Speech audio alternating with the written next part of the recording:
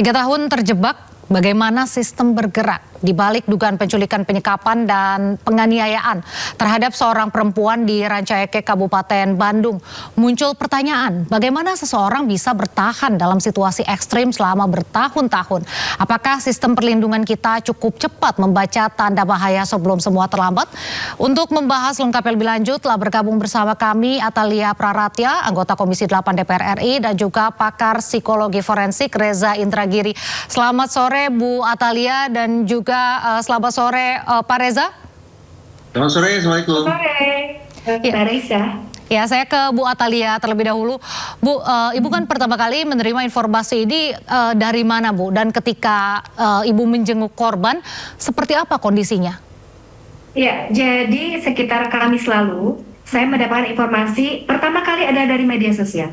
Tapi kemudian hari Jumatnya, itu saya langsung melakukan verifikasi dan melalui jejaring saya dan lain sebagainya langsung saya dihubungkan kepada keluarga korban dan juga kuasa hukumnya pada waktu itu.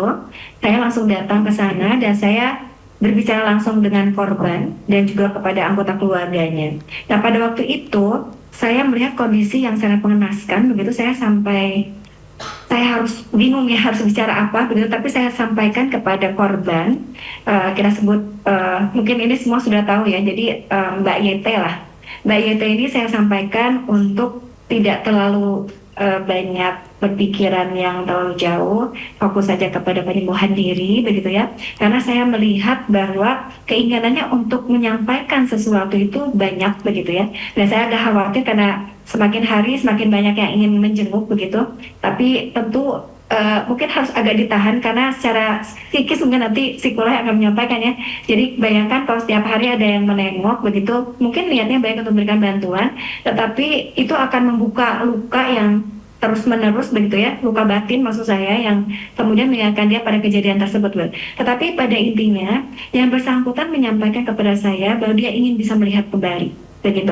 Kemudian saya melihat keluarga korban juga cukup tegar begitu ya, khususnya ibu dan bapaknya, dan mereka menyampaikan permohonan terkait dengan bantuan dari semua pihak begitu ya, khususnya untuk kesembuhan dari Mbak YT ini gitu.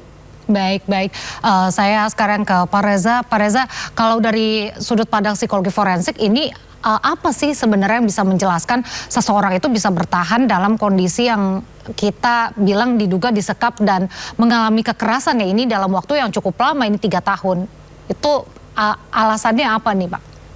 Kalau kosakata kita pakai adalah bertahan, maka memang tulisan yang ada di layar kaca ini jadi relevan, yaitu trauma bonding.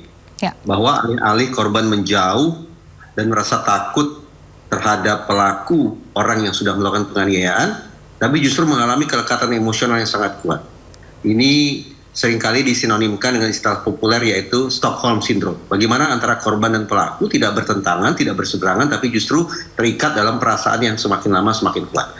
Tapi izinkan saya untuk bertanya, dalam kasus ini benar-benar trauma bonding? Artinya korban memilih untuk bertahan sekian tahun lamanya berada dalam kondisi teraniaya? Ataukah sebetulnya korban ingin melepaskan diri, korban ingin menjauh, ingin mencari pertolongan, namun tidak memiliki kemampuan untuk itu, karena misalnya kondisinya secara fisik sudah sedemikian lemah, secara psikis juga barangkali relatif gampang diintimidasi, gampang diteror, diancam dan sejenisnya. Ini yang perlu dipastikan. Kalau saya boleh memilih, andaikan bisa memilih, saya ingin menempatkan kemungkinan trauma bonding sejauh-jauhnya. Karena trauma bonding justru sedikit banyak akan memberikan celah bagi pelaku untuk mengklaim bahwa yang terjadi pada dirinya dengan korban tidaklah sedramatis yang dibayangkan oleh masyarakat. Karena korban seolah juga punya kepentingan untuk terus-menerus berada berdekatan dan mengikatkan secara batiniah dirinya dengan sang pelaku. Jadi saya lebih memilih untuk membuka kemungkinan, dan ini penting diinvestigasi oleh kepolisian, bahwa korban ini pada dasarnya sekali lagi ingin menyelamatkan diri, mencari pertolongan, tapi dia tidak mempunyai kemampuan untuk itu karena terus-menerus berada dalam penguasaan pelaku. Ya, tapi kan Pak Reza, memang banyak yang bertanya ya, kenapa korban mungkin tidak melawan atau kabur, walaupun tidak ada yang tahu kejadian aslinya seperti apa. Ini seberapa bahaya asumsi seperti itu? Tadi saya katakan, kalau kemudian kita membangun spekulasi bahwa trauma bonding merupakan kondisi yang menjelaskan relasi antara pelaku dengan korban, maka apa boleh buat, justru ada sisi tanda petik positif yang bisa disampaikan oleh pelaku, bahwa korban pada dasarnya bukan orang yang ingin menjauh dari dirinya.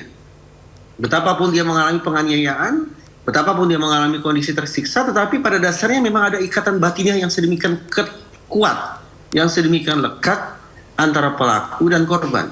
Nah, saya memilih menolak kemungkinan itu kenapa? Karena terus terang dengan peristiwa yang sangat menyedihkan sekaligus menakutkan ini, saya merasa mudah-mudahan kita bersepakat pelaku ini harus dihukum seberat-beratnya.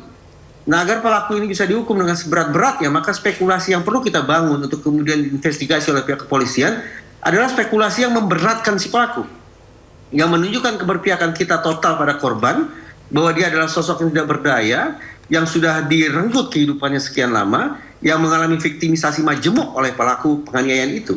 Hanya narasi semacam itu yang mudah-mudahan akan bisa meyakinkan ruang persidangan, terutama majelis hakim, bahwa pelaku memang orang yang ditakuti, orang yang ingin dijauhi oleh korban, sehingga tidak ada pilihan kecuali menjatuhkan hukuman seberat-beratnya kepada pelaku. Baik. Sekarang saya ke Bu Atalia lagi. Bu, ini ketika seseorang perempuan diduga bisa mengalami kekerasan selama bertahun-tahun tanpa cepat terdeteksi, apa ini menunjukkan adanya celah dalam sistem perlindungan kita? Iya, tentu saja. Saya merasa bahwa ini dari mulai bagaimana dia mampu untuk melindungi dirinya sendiri sudah dirasa, saya kira kurang ya. Tadi Pak Reza mengatakan mungkin juga ada bonding yang begitu kuat begitu antara keduanya. Tetapi yang menjadi concern saya justru adalah kepekaan dan kepedulian sosial. Bayangkan seseorang yang selama 3 tahun dia berada di sebuah rumah kos, saya katakan begitu, tapi tidak ada satu orang pun yang melihat kejanggalan atau sesuatu yang mungkin membuat orang ingin menanyakan atau bahkan ingin menolong begitu. Saya kira kalau kita lihat rumah kos itu kan hanya satu kamar, mungkin ukurannya juga tidak terlalu besar, dan ada satu kamar mandi, dan itu kejadian macam-macam di situ. Saya kira rasanya tidak mungkin begitu ketika tidak ada sama sekali suara begitu ya, atau mungkin bau atau apapun lah yang saya kira ini menjadi perhatian kita seharusnya begitu ya. Jadi saya tidak menyalahkan siapapun, tetapi ini justru harus menjadi pemicu bagi kita semua untuk lebih punya kepekaan terhadap lingkungan sekitar begitu ya. Karena ternyata kasus-kasus kekerasan yang terjadi itu biasanya pengabaian oleh lingkungan salah satunya. Nah, oleh karenanya memang penting sekali itu menjadi concern kita semua. Nah, hal lain yang menjadi kami itu adalah terkait dengan biaya untuk berobat. Jadi saya sudah menanyakan kepada pihak keluarga, dan saya kira pihak keluarga angkat tangan karena biaya tentu akan sangat besar gitu. Karena dari yang saya lihat kondisinya kemarin, operasi-operasi sudah dilakukan, tapi hanya bisa bertahap karena ini mayor sekali ya. Jadi dari mulai kepalanya bernanah, ada belatungnya, kemudian matanya buta, kemudian mulutnya digunting, kemudian badannya penuh dengan bekas sudutan rokok, kemudian ada bekas bacokan dan lain sebagainya, itu tentu prosesnya sangat panjang. Nah, oleh karenanya tentu keluarga juga merasa kebingungan, dan saya merasa bahwa kita punya kewajiban semuanya untuk membantu. Baik, Bu Atalia, Pak Reza dan membantu PSK siap membantu, ya. Kemudian juga alhamdulillah Pak Gubernur juga sudah turun, termasuk juga dari Pak Bupati juga sudah berkenan untuk membantu. Alhamdulillah. Baik, Bu Atalia, Pak Reza dan juga pemirsa, ini kami ingin menampilkan foto dari korban, tapi maaf ini kami blur karena memang banyak luka, dan yang ingin saya tanyakan nih, apakah pada saat Bu Atalia menjenguk korban, kondisinya itu seperti apa yang bisa Bu Atalia lihat dan gambarkan kepada kami semua? Dan dari interaksi antara Bu Atalia dengan korban, apa yang korban sampaikan kepada Ibu? Iya, jadi kondisinya masih seperti itu, Mbak. Dan saya juga agak sedikit menahan diri untuk banyak bertanya begitu, meskipun beliau nampaknya mengenal saya begitu. Jadi beliau ingin banyak menyampaikan sesuatu, tapi pada akhirnya beliau hanya mengatakan, "Ibu, saya ingin bisa melihat lagi," begitu. Nah, tapi tadi yang saya lihat secara langsung, ini nampaknya proses penyembuhan tidak akan sebentar begitu. Karena ketika dilakukan satu operasi, maka operasi lain tentu akan menunggu. Jadi ini akan sangat panjang sekali. Nah, saya saya memohon bantuan kepada semua pihak, khususnya terima kasih banyak kepada RSHS yang sudah mendampingi dengan luar biasa ya, termasuk juga secara psikis begitu. Karena saya melihat kondisi yang paling harus disembuhkan pertama kali adalah terkait dengan psikisnya. Bayangkan 3 tahun dia berada di dalam cengkraman predator yang dia tidak mampu untuk keluar dari sana begitu. Tapi kemudian pada akhirnya dia keluar, ini pasti dia mengalami situasi yang sangat berat. Oleh karenanya mudah-mudahan juga pendampingan dari pihak psikolog begitu atau mungkin juga psikiater kalau bila itu diperlukan. Saya kira ini yang paling penting adalah untuk menyembuhkan bagaimana luka batinnya dulu gitu. Berarti kalau untuk sekarang ini masih perawatan fisik ya Bu Atalia? Betul sekali. Sudah ada pendampingan psikologisnya untuk saat ini atau Mbak? Saya sudah mendengar informasi dari pihak rumah sakit pun sudah menyediakan begitu ya. Tapi sejauh mana yang sudah dilakukan, mohon maaf saya belum sampai mendalami hal itu. Bu, apakah kedepannya juga akan diberikan pendampingan hukum bagi korban ini? Tentu, saat ini kuasa hukum pihak keluarga sudah ada, namun saya juga mendengar dari Pak Hotman Paris dan lain sebagainya juga punya keinginan untuk membantu. Saya kira terima kasih banyak karena ini warga kami ya yang tentu harus dibantu begitu. Tapi yang paling penting tentu yang kami inginkan adalah hukuman yang seberat-beratnya. Jadi ancaman itu kan ada di pasal KUHP 333, ini terkait dengan perampasan kemerdekaan karena ada penyekapan dan penyanderaan. Kemudian juga ada pasal 446 juga terkait dengan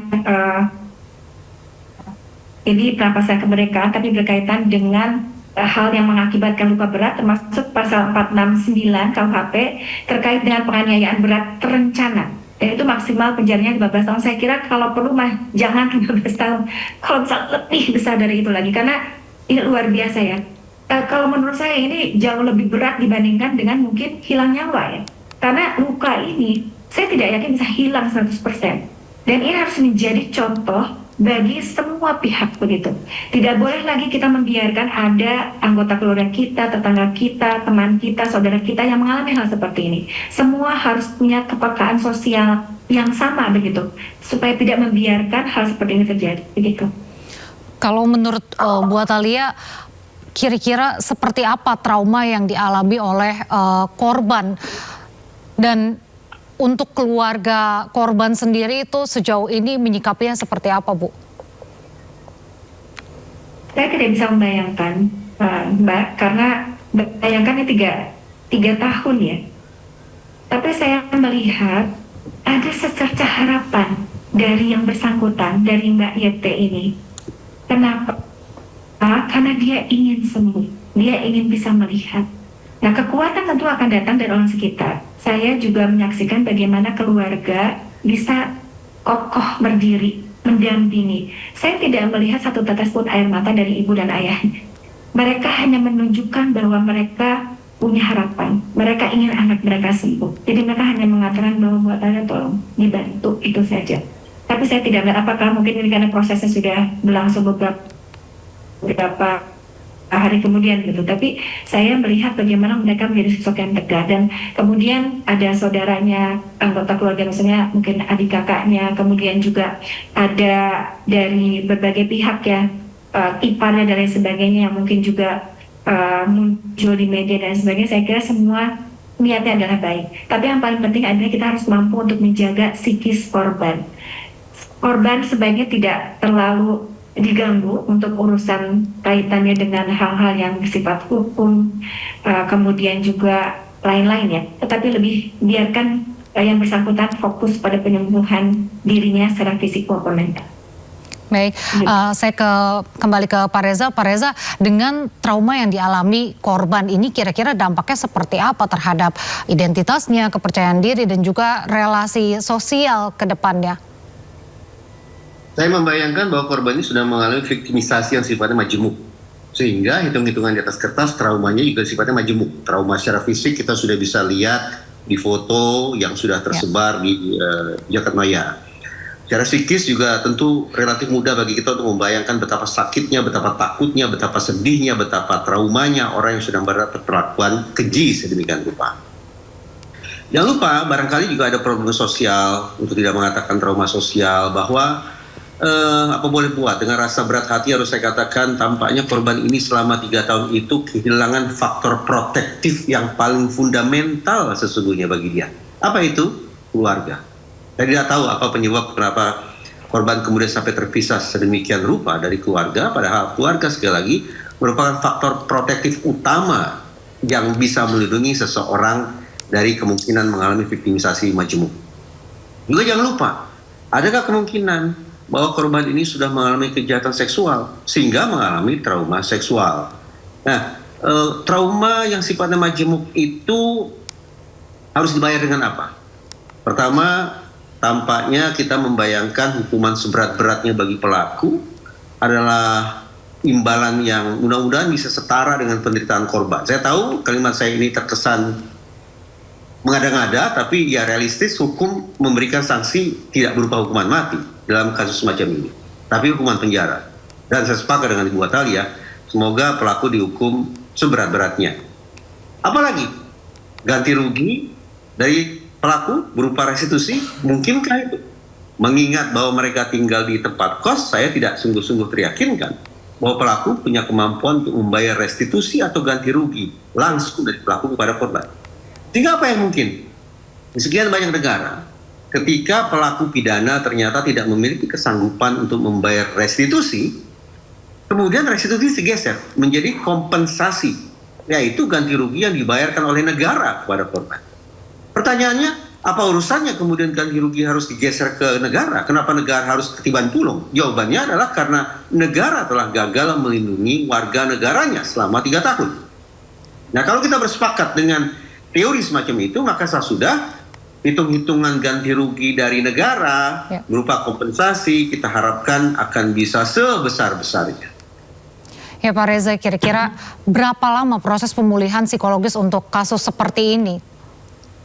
Tidak ada jawaban tunggal, tidak ada resep yang sifatnya universal, tergantung pada resiliensi atau daya lenting korban dan juga daya lenting yang dimunculkan oleh masyarakat sekitar, berarti resiliensi sosial. Baik itu dari anggota dewan seperti Ibu Atalia, dari pemerintah daerah, dari pihak keluarga korban, dan juga dari media, dari sesama kaum hawa, siapapun yang kemudian bisa memberikan dukungan sosial atau membangun daya lenting sosial, mudah-mudahan juga akan bisa berkontribusi bagi cepatnya proses pemulihan korban. Walaupun secara realistis, saya bersepakat lagi-lagi dengan Bu Atalia, ini membutuhkan penanganan yang majemuk, yang barangkali tidak membutuhkan waktu yang tidak sebentar. Ada tidak sih tips mungkin atau pesan untuk lingkungan sekitar, baik keluarga, tetangga, atau teman, atau diri kita sendiri untuk bisa mengenali red flags bahwa seseorang itu ada tendensi untuk melakukan kekerasan, bahkan kekerasan yang bisa menjadi lebih ekstrim lagi ini Pak? Poin bagus. Kita bicara tentang risk assessment, penakaran resiko. Kenapa orang melakukan pidana dengan kekerasan yang sedemikian ekstrim? Dalam prakteknya, ketika dilakukan risk assessment atau penakaran resiko, saya akan mengecek 5 dimensi. Pertama, riwayat gangguan kejiwaan dan penyalahgunaan narkoba. Ada tidak pada diri pelaku atau pada diri seseorang? Yang kedua, fantasi-fantasi kekerasan yang bersangkutan. Dia baca buku seperti apa, mimpinya seperti apa, lagu-lagunya seperti apa, puisi-puisi yang dia tulis seperti apa, itu menunjukkan fantasi kekerasan. Yang ketiga, pola pengekspresian amarah. Semua orang bisa marah, tapi ada orang-orang tertentu yang mengekspresikan amarahnya dengan cara yang sedemikian babi buta yang betul-betul brutal dan kejam. Yang keempat, stabilitas dari sisi pendidikan dan juga penghasilan. Ini akan berpengaruh terhadap seberapa jauh seseorang beradaptasi terhadap lingkungan dan kemudian menampilkan frustrasinya dengan cara-cara kekerasan. Dan yang kelima adalah stabilitas dari sisi domisili atau tempat tinggal. Orang yang berpindah-pindah dari satu tempat ke tempat lain, kita pahami sebagai orang yang memiliki masalah sosial, penerimaan sosialnya buruk, adaptasi sosialnya juga tidak baik, sehingga dia berpindah-pindah dari satu tempat ke tempat lain. Nah, 5 dimensi ini bisa kita telusuri sekiranya perlu, baik itu kepada pelaku maupun kepada siapapun yang kita khawatirkan akan melakukan kekerasan dengan bobot yang sedemikian parah seperti yang menjadi topik perbincangan kita saat ini. Baik, terakhir saya ingin ke Bu Atalia. Bu Atalia, bagaimana ini ke depannya mekanisme pendampingan untuk korban? Mungkin setelah pulih, selain pendampingan psikologis juga mungkin korban ingin kembali bekerja. Apakah ada pendampingan dari DPR mungkin dan juga untuk keluarga korban sendiri ke depannya akan seperti apa?